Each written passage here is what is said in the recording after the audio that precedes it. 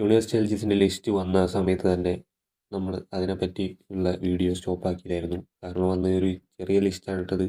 അന്ന് അതിനെപ്പറ്റിയുള്ള കാര്യങ്ങൾ നമ്മുടെ ചാനലിൽ ഒരു കുറിപ്പായിട്ട് രേഖപ്പെടുത്തുകയും ചെയ്തിരുന്നു. അപ്പോൾ ഇന്ന് പത്രത്തിൽ വന്നൊരു ന്യൂസാണിത്.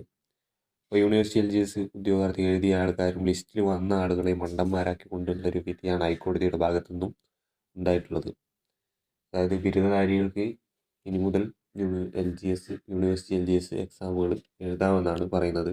അപ്പോൾ തന്നെ ഹൈക്കോടതിയുടെ വിധി പ്രകാരം ഉദ്യോഗാർത്ഥികൾക്ക് അനുകൂലമായിട്ടല്ല കാര്യങ്ങൾ വന്നത്. ഡിഗ്രിക്കാർക്ക്, അതായത് കേസ് കൊടുത്ത ആളുകൾക്ക് അനുകൂലമായിട്ടാണ് ഇപ്പോൾ ഉള്ള ഈ വിധി വന്നിരിക്കുന്നത്. അപ്പോൾ ഇതിൽ പറയുന്നത് ഇനിയുള്ള യൂണിവേഴ്സിറ്റി എൽ ജി എസ് നോട്ടിഫിക്കേഷനുകളിൽ ഡിഗ്രിക്കാർക്ക് എക്സാം എഴുതാമെന്നാണ്. അപ്പോൾ ഈ എക്സാം ക്യാൻസൽ ചെയ്ത് പുതിയൊരു റീടെസ്റ്റ് നടത്തുവാനാണ് പറഞ്ഞിട്ടുള്ളത്. അപ്പോൾ ഇത് രജിസ്ട്രേഷൻ നടത്തുമോ ഇല്ലയോ എന്ന് നമുക്ക് പറയാൻ പറ്റില്ല. പക്ഷേ PSC എന്തായാലും ഇക്കാര്യത്തിലൊരു അപ്പീലിന് സുപ്രീം കോടതിയെ സമീപിക്കാൻ സാധ്യതയുണ്ട്. എന്നാലും ഇതിൻ്റെ നടപടിക്രമങ്ങൾ നീണ്ടു പോകാനാണ് സാധ്യത.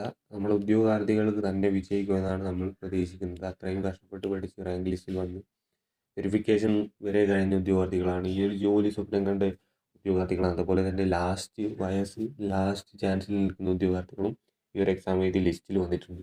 അതുകൊണ്ട് തന്നെ അവരെ ഒക്കെ കണക്കിലെടുത്തൊരു വിധി തന്നെയായിരിക്കും ലാസ്റ്റ് നമുക്ക് കിട്ടുക എന്നാണ് പ്രതീക്ഷിക്കുന്നത്.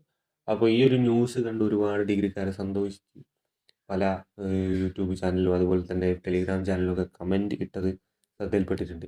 അപ്പോൾ അവർ സന്തോഷമായ രീതിയിലാണ് കമൻറ്റ് ഇട്ടത്. പക്ഷെ ഒരു കാര്യം നിങ്ങൾ ഡിഗ്രിക്കാർ മനസ്സിലാക്കേണ്ടത് എന്താണെന്ന് വെച്ചാൽ, ഇതൊരു നോട്ടിഫിക്കേഷൻ റീടെസ്റ്റ് നടത്തണമെന്ന് PSC തീരുമാനിച്ചിട്ടുണ്ടെങ്കിൽ സർവകലാശാലകളൊക്കെ ഭേദഗതി ചെയ്തിൽ അത് ലാസ്റ്റ് ഗ്രേഡ് പോസ്റ്റിൻ്റെ സമാനമായിട്ടുള്ള യോഗ്യത, അതായത് ഡിഗ്രിക്കാർക്ക് പറ്റില്ല എന്നുള്ള യോഗ്യതയാക്കി തീർത്തതിന് ശേഷം, ഭേദഗതി ചെയ്താക്കി തീർത്തതിന് ശേഷം മാത്രമേ പുതിയൊരു നോട്ടിഫിക്കേഷൻ വരികയുള്ളൂ.